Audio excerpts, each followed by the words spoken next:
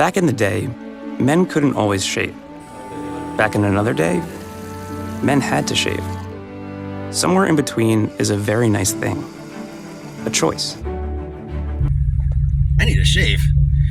Anyways. Let's make some toys fun again. Welcome to Fun Again Toys. Alright, welcome back to my channel. This is the fourth video. If you followed along, I welcome you and I thank you.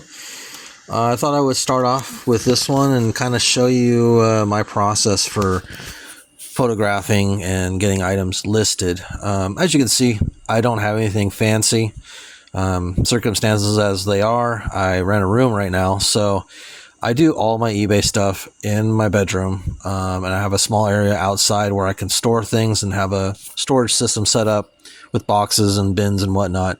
But this is my setup. The white cloth is literally just a curtain that I found at Goodwill.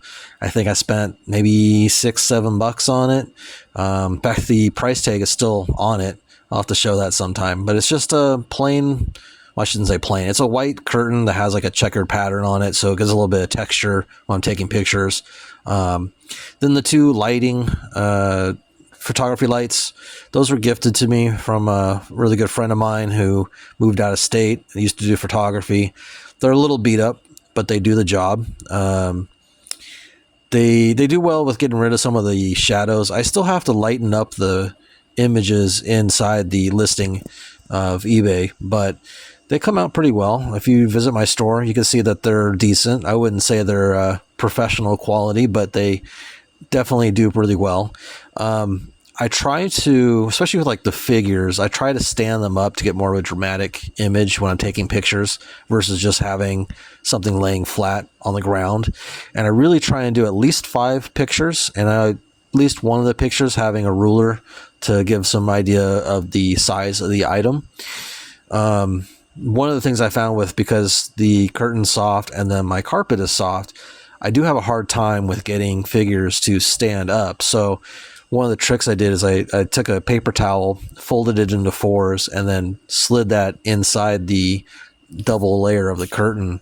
And it just gives it a little bit of a bump to where I can kind of adjust and play with the balance of the figures and usually get them to stand on their own pretty easily. But yeah, so this is I went through this and sat down here and just I think it was like 42 items I took pictures of and then later listed. And what I was doing is I would list it 10 at a time and scheduled out the listings to where every day 10 items would list.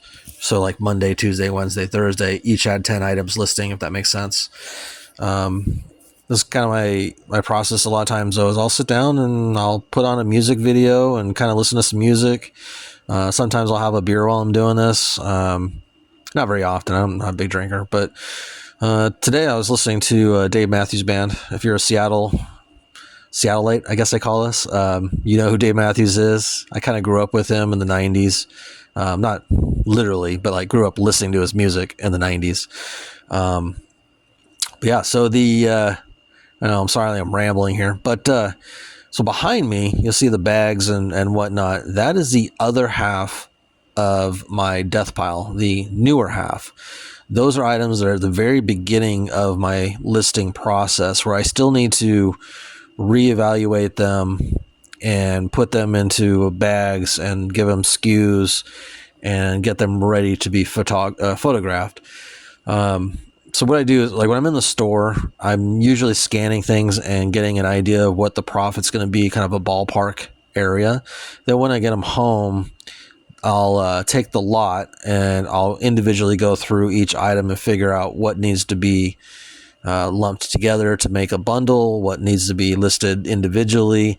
If there's any items that don't have any value, then I'll discard them. I usually redonate them back to Goodwill or Value Village to where they give us a coupon afterwards, so then I get an extra 20% off the next purchase.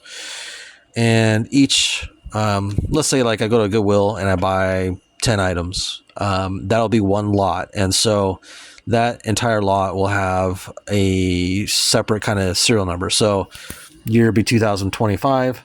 Let's say it's the first time I buy something, so it would be 25, 01, and then 01 through 010 to 10.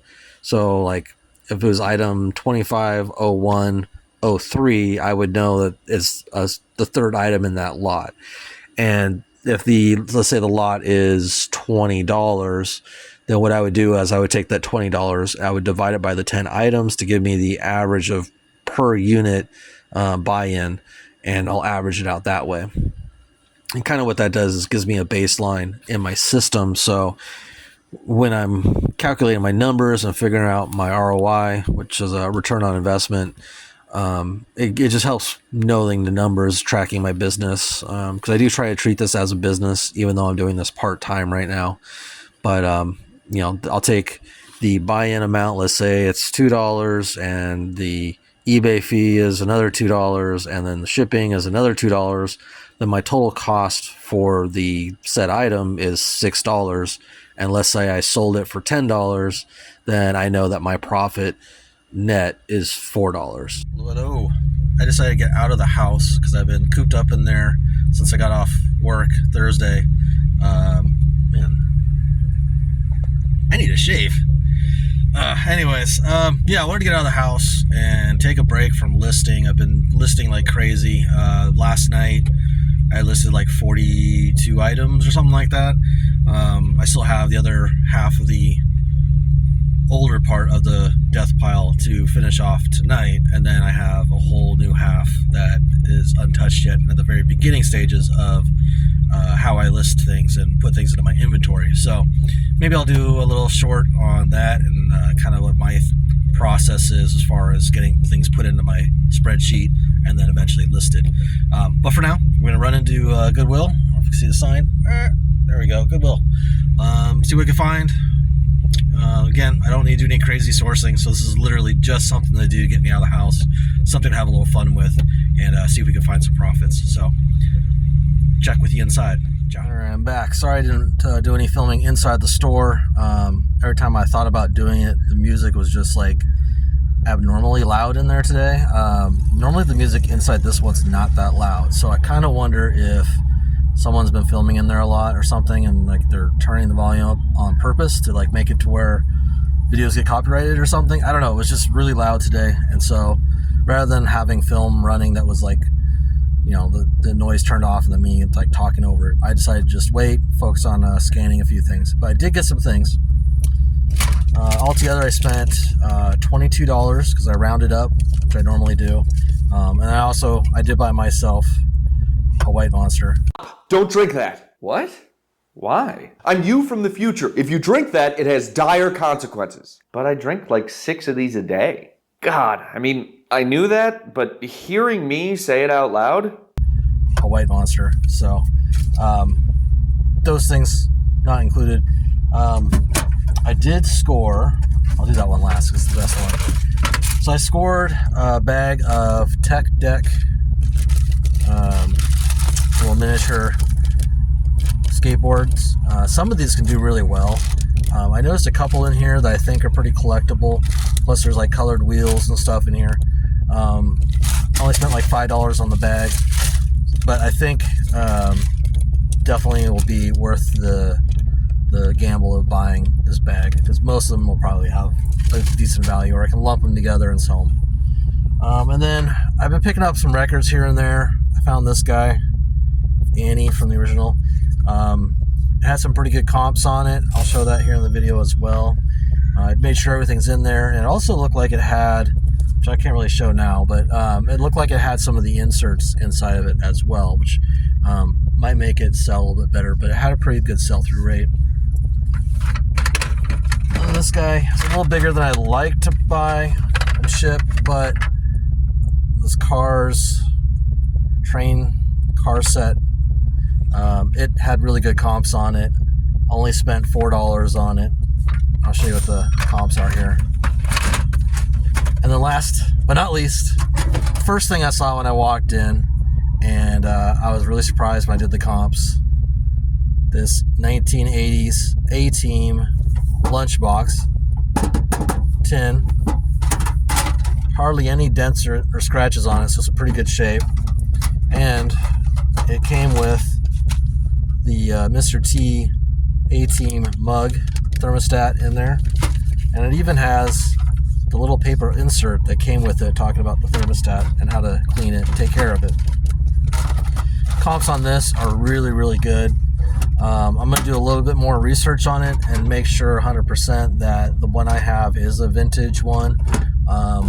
It looks like, from what I saw in the comps, just real quick scanning on it, it looks like they're all the same. So we'll have to see. The only thing that's making me kind of question if it's an 80s or not is the barcode on the bottom, because I'm not sure if that's what they were doing back then or not. But I'll do a quick check on it, and we'll see. I mean, regardless, at only a $5 buy, I'm sure I could make enough to make it profitable. I'm sure at the very least I could probably sell it for like $25-$30 and it would sell, because the comps for the 80s ones are going crazy nuts. So yeah, that's what I got. I was only in there maybe 20 minutes, 30 minutes at the most, and yeah, got out of the house for a little bit, took a break, but now it's time to go back and hit the death pile again now that I've added to it.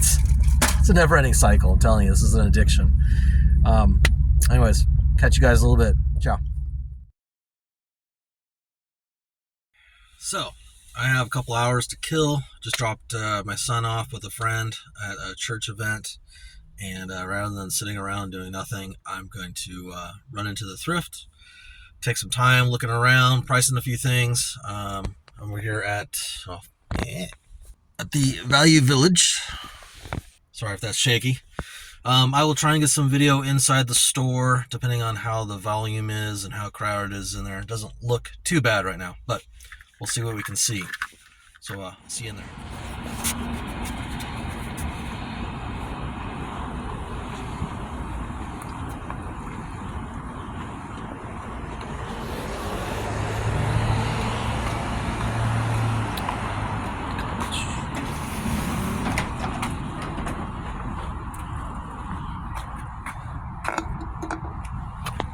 Don't tell anybody. I just did that.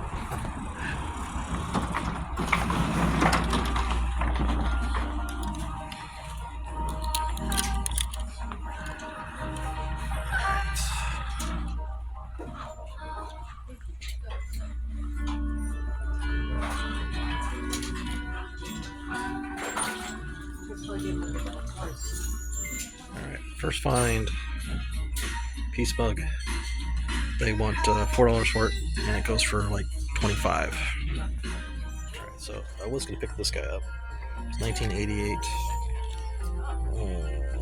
Safari LTD. Resells for about $30. They want $5, but he's really, really heavy, so shipping's going to be a lot. So I'm going to say no. I'm picking these guys up though. These sell for $14 to $20 each, and I've sold tons of them before. Alright, a few more finds.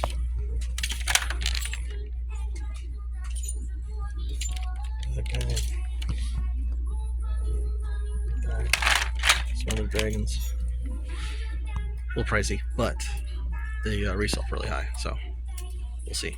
For not needing to source anything right now, because I still have a death pile, I've gotten really good at finding things to add to the death pile. But that's alright, because it's all profits in the end, right? So I spent $31.28 altogether. Got some really cool things. Some of it I have in video. A lot of it I didn't show just because it's really hard to record in there with the sound of the music being so loud. And I don't think the employees at this Value Village really like people recording. They were kind of all over the place watching everybody. So anyways, but I found some really cool stuff. A couple really big dinosaurs that from Jurassic Park that I'm going to put together. One of them alone, they sell for like $45 to $55, something around there, and they both work. So one sell of those will pay for the whole lot. But I'm probably going to lump them together just because of the way shipping is. If I put them together, I could probably sell it for, gosh, like $85 or something like that, maybe $80. Shipping's probably going to be like, I don't know, $12, something like that. So that'd be a good profit. Everything else had pretty good comps, and some of the stuff I've already sold before.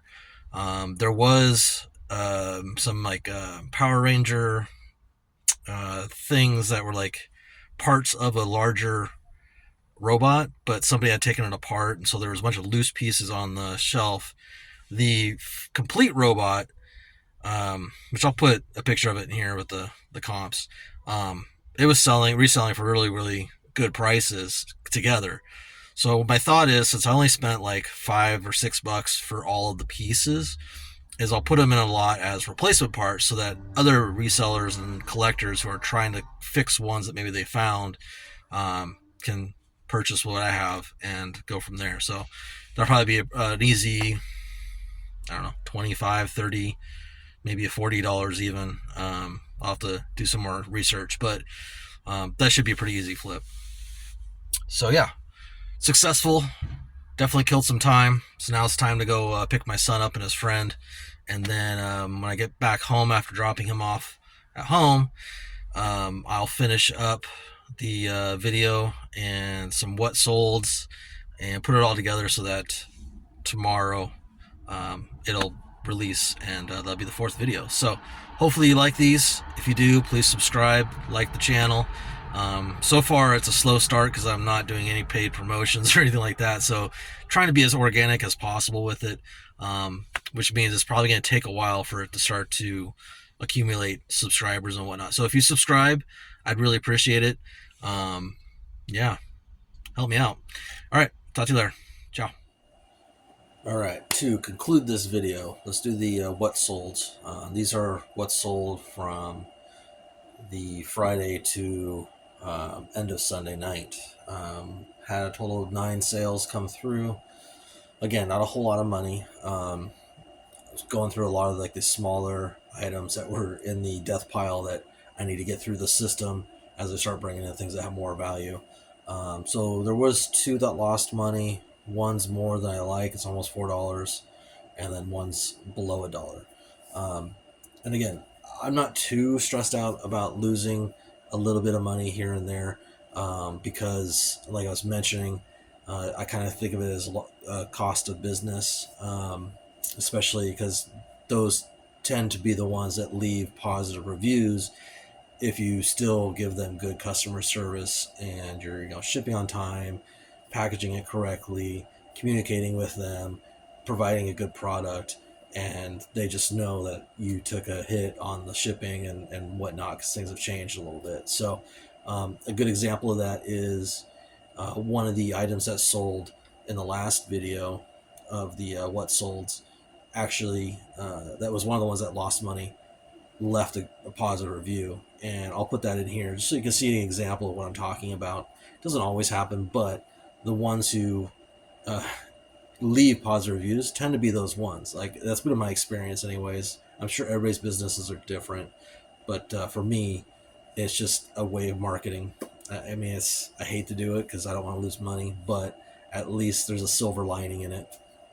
So anyways, first off was a kids VTech Paw Patrol watch.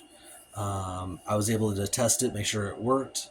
I ended up shipping this one with batteries. Normally I take batteries out of whatever takes batteries because I don't want to ship batteries and have it get corroded or something in transit. Plus it reduces the weight, which reduces my shipping cost. But something small like this, it's like a watch battery, I'll probably leave that in. But that sold for $11. I did take a best offer on that. It originally was $12.98. So I took an $11 best offer. And then I had a Halo figure, a Reach series, sold, and that one I had listed for $18.98, and it sold full price. Then I had the same buyer order 3 different items, or lots of items. I'm pretty sure this customer has bought from me before, at least maybe 2 other times, so this is a repeat customer, which again talks about or is a good example of why good customer service is important. But it's Buffy the Vampire Slayer TV pals. They're like these little figurines, come with a bunch of little sets. I bought a big bag full of them that were all individual sets that were ziplocked individually inside a bag that Goodwill is selling, and overall I've done pretty well with them. But those were all listed for $9.98 each. I ended up taking best offers on all those for $8 each. And then I had a little Tom Tom figure from Jazzwares makes it. It's a 2021 figure. That one sold really fast for some reason. But I had it $8.98, and I sold it full price within like a day. Then I had a large lot of the driven like mock micro machines. I had this big bag full of like the containers that came in, street pieces, signs, a bunch of cars, and it was the bag that everything came in. All the micro machine stuff came in, and I went in and separated the micro machines separately, the police station and the fire station, all that stuff separate. And then this is the last of that lot, and that I had listed for $44.98, and it sold for full price, $44.98. Then I had a lot of 4 figures of Octonauts from 2011 by Mattel. Octonauts sell really well, especially if there's certain characters that sell better than others, but if you lot them together, you can usually do pretty well with those. These ones I had $16.98 was listing price. I did take a best offer at $12.50, just because the buyer had been going back and forth with me off and on, and I could tell that they really, really wanted them. And a lot of times, because I'm selling toys and these aren't like highly collectible ones, then it's usually because they have a kid at home who maybe wants the set, maybe there's a birthday party coming up or something like that. And so if I can still make a little bit of profit on there, a lot of times I'll go ahead and accept it. Again, good customer service, and I'm selling toys, right? I'm trying to make kids happy at the end of the day, right? So I made 35 cents on that one, sold it for $12.50. And then the one that lost the most was one of my Hard Rock Cafe shot glasses. I had a bunch of them I bought in a bag from a Goodwill. They had lumped like 10 of them in one bag. And then I also had several from a long time ago, back when I was still selling everything. So they've been piecing out here and there. Some were worth more than others. This one probably would have been profitable if I had remembered the original pricing, but because it got lumped into my death pile and I didn't really know what the buy-in was, I ended up averaging out everything that was in the death pile, which made the buy-in higher than it probably actually was. But so I had it $8.98. I took a best offer of $6 because I wanted to get it out the door. Unfortunately, that made it to where I lost $3.82 on it. But again, it's probably going to come back as a positive. At least that's my hope. So in all, I made $31.77 for the last few days. ROI on that comes out to about 33.5% ROI. So even with a couple losses, even with being small money, it's still a better return on my investment and my time than if I had just left my money in a bank or, I don't know, try to put it in the stock market with higher risks. I don't know. This is why I do it. It's fun, and I make a little bit extra money on it. My return on investment's better than what most people get in the bank. So, hopefully you liked the 4th video. Please subscribe if you haven't already. Feel free to interact in the comments. Being that my channel is really, really small, I will definitely respond to whatever you say. Yeah, and I will see you in video 5. Ciao.